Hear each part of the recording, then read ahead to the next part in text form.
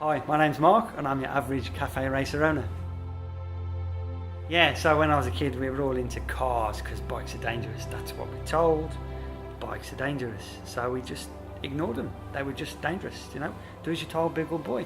And then I was about 19, I was at university and we'd try and, roller skating, try skiing, try this, try that.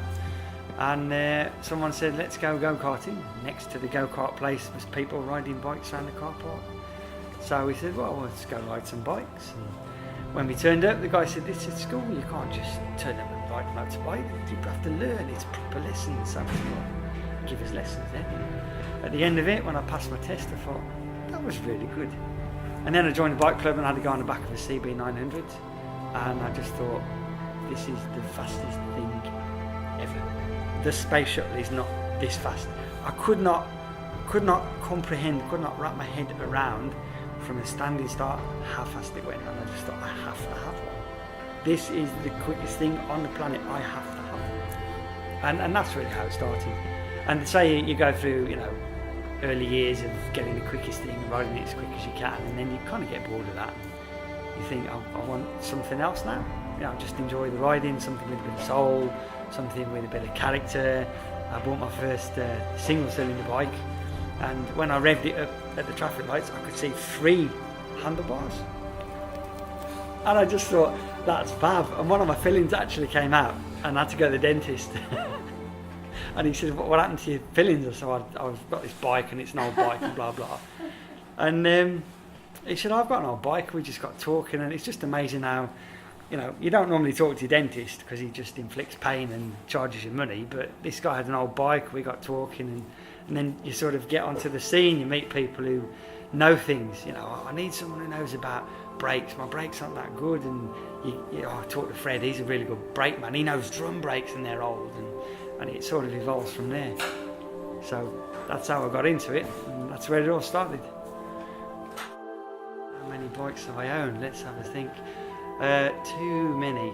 Bike I've got now, let's start with that one. It's a 2003 Royal Enfield Bullet made in India.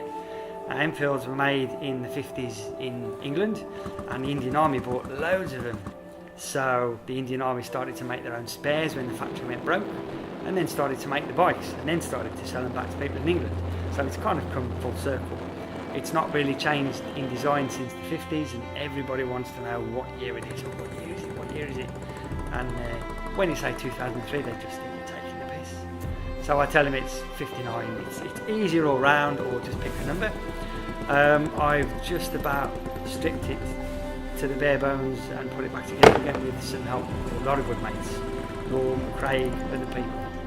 And what makes my bike special to me is that it's mine, and I ride it every day. I ride it to work and I ride it home. So it's not a show pony for a Sunday. It's not something that just gets polished and wheeled off a trailer to a show and then put on a trailer to take home again. It works. I use it every day. I like the fact that I know everything about it. It's been to bits, completely to bits. You can't take it anymore to bits without sawing it in half and put back together again. So if something's making a funny noise, I've got a good idea of knowing what that is. Well, I was fairly new. I'd just rocked up in Melbourne, hadn't been here before, and I bought a bike, and I knew about bikes. I knew how to fix them and do a few things, but I also knew that when you're new to a place and you've just moved in, you haven't got all your tools, and you haven't got your garage, and you haven't got your workshop, so you need to call other people in to do stuff to help you. So I joined the Enfield Owners Club, and I just looked on the internet and found out where people meet. And what I like about the scene is you're talking to someone you've not met before, and you'll mention someone, I've got a bit of a problem, if I blip the throttle too much it dies, and they'll have an idea of what it might be, and before you even know it, some bloke you've never met before says, come round my house on Saturday, we'll have a look together, we'll use my tools and pull your bike a bit and we'll see what's going on.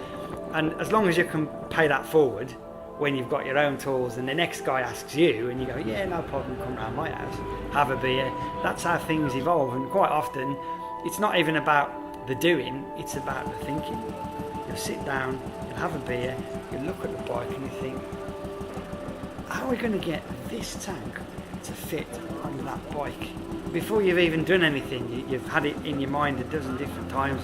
Might have to saw this, might have to weld that, might have to drill this, and just to try and work out the problem. And that's part part of the fun. Sit down, have a drink, look at the bike without doing anything.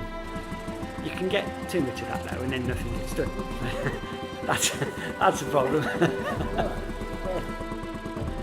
Hi, my name's Mark and I'm the average cafe racer owner, I guess. Someone who works in IT doesn't have an outside sort of job, so I need something when I'm not at work to take me away from the screen, the keyboard and the humdrum of life. So I ride to work, always have done.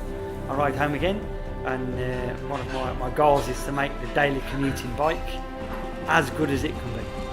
So that's evolved it into a cafe racer. Take something that was meant to be a 1950s commuter bike to get your average working man reliably to work and back, and just make it as good as it can be. Get rid of the weights, tune the engine, tune the shocks. I haven't finished, nobody's finished, but that's the goal. That's what everybody's looking for.